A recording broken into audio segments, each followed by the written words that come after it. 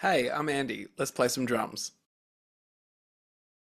I want to talk about six and three, divisions of six and three, and using divisions of three and six, and how you can make grooves and fills more interesting to listen to and make things more fun to play. The most skilled drummers can slip the divisions of three or six in without anyone even noticing. But what does it mean? What is a division of three or six? Well, in a bar of 4/4, we've got four quarter notes or crotchets, and we can divide them into eight eighth notes or quavers. But what if we divided them just that little bit further? We can squeeze in a couple of extra mates and make our playing a little bit groovier and a little bit more exciting. You might be thinking to yourself, that's all well and good, but how do you actually do that? Well, I'm glad you asked. It's all in the counting. If we start with a nice, easy tempo and just count along with it to get into the groove. 1, 2, 3, 4. 1, 2, 3, 4.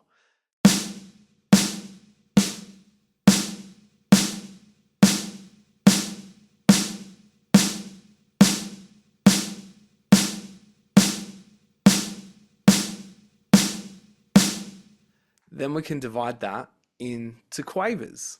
1 and 2 and 3 and 4 and 1 and 2 and 3 and 4 and.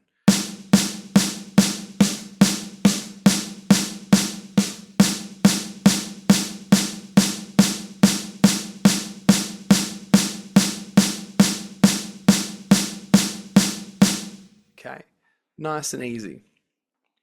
Then we can divide that a little bit further into 16th notes or semiquavers. 1 E and a 2 E and a 3 E and a 4 E and a 1 E and a 2 E and a 3 E and a 4 E and a.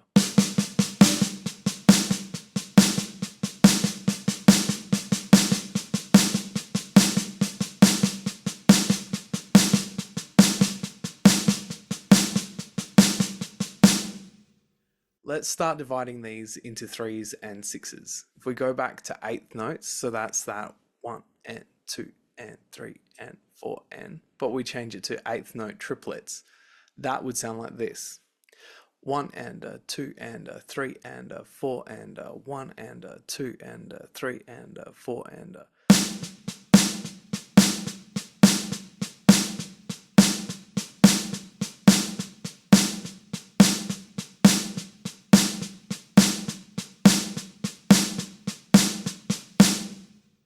Some people count it like 1 triplet, 2 triplet, 3 triplet, 4 triplet, 1 triplet, 2 triplet, 3 triplet, 4 triplet. Next, we'll divide again into 6.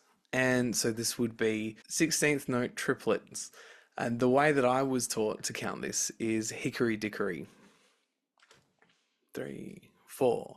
Hickory dickory, hickory dickory, hickory dickory, hickory dickory, hickory dickory, hickory dickory, hickory dickory, hickory dickory.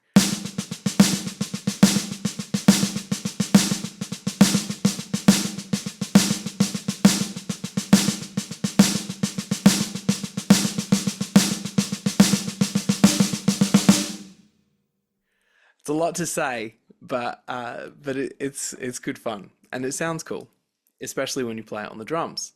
So then, how would we actually use these divisions?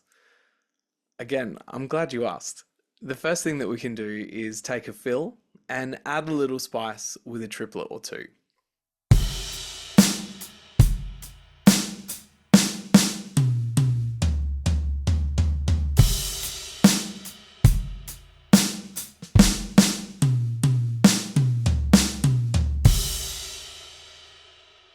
The next thing that we can do is play a straight groove with regular eighth note divisions and add an all triplet fill.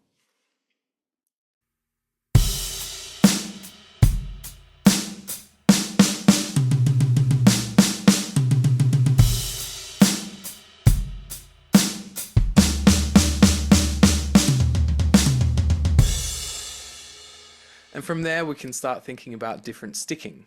And this could make it easier to hit a crash at the end of a fill. That might be when you want to hit the crash with your left hand instead of your right hand. Um, or it just might make it more interesting and fun to play. The first way that you can change it up is by using double strokes.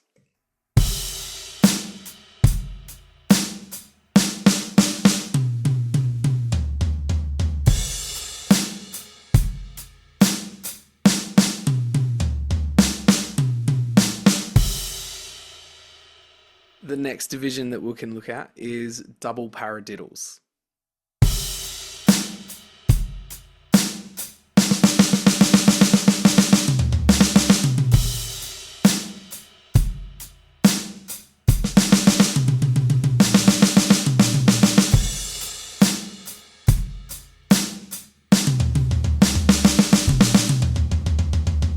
And the last alternate sticking I'll talk about is six-stroke rolls.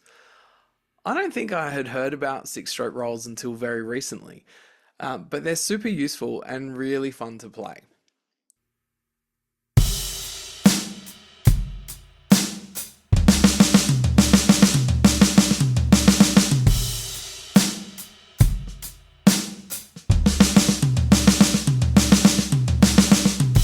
The thing about practicing six-stroke rolls is that you have to remember to practice both right hand and left hand lead. I was mucking around a little bit and I figured out if I alternated them with double paradiddles, I'd be able to practice using both hands as the lead hand, and it would work out my brain because I really had to think about what I was doing. I like to try and break down each beat so that I can get my head around what's going on. So the first little triplet in this exercise is a right, left, right triplet, then two left, right, right triplets, and then finally a left, left, right triplet. Then all the sticking gets reversed, so it's left, right, left, right, left, left, right, left, left, and right, right, left. Hopefully it's not too confusing, especially if you break it down like this.